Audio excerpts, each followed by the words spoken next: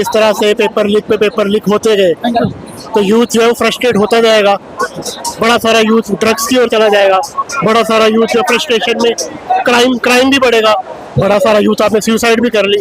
तो इससे जो कंट्री जो है एक नेपाल जैसे हालात पैदा हो जा सकते हैं जो हम चाहते नहीं हो।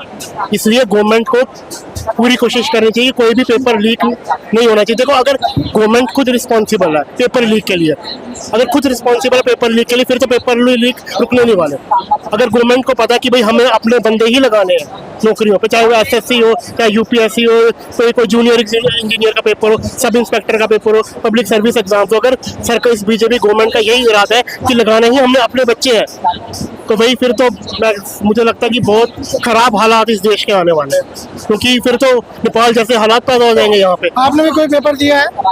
मैंने पेपर दिया, मैंने जेईई का भी पेपर दिया था, मैंने स्टेट एंट्रेंस एग्जाम भी दिया था, लेकिन जब से कोरोना हुआ ना, कोरोना के बाद पेपर लीक होना बढ़ना शुरू है। हमारे स्टेट में जम्मू कश्मीर में पुलिस सब इंस्पेक्टर का पेपर लीक हुआ, नायब तहसीलदार का पेपर है वो हो नहीं रहा। तो इस अलग अलग तरह के अगर पेपर हो भी जाता है तो पेपर के रिजल्ट टाइम पे नहीं आते, रिजल्ट आ जाता है उसके बाद ज्वाइनिंग होती है वो टाइम पे नहीं होती, ट्रेनिंग टाइम पे नहीं होती। तो ये मतलब पेपर देने के बाद भी 3-3, 4-4 साल लग जाते हैं ज्वाइनिंग होने में, और डिपार्टमेंट हमारे जो है बड़े सारे खाली हो गए हैं।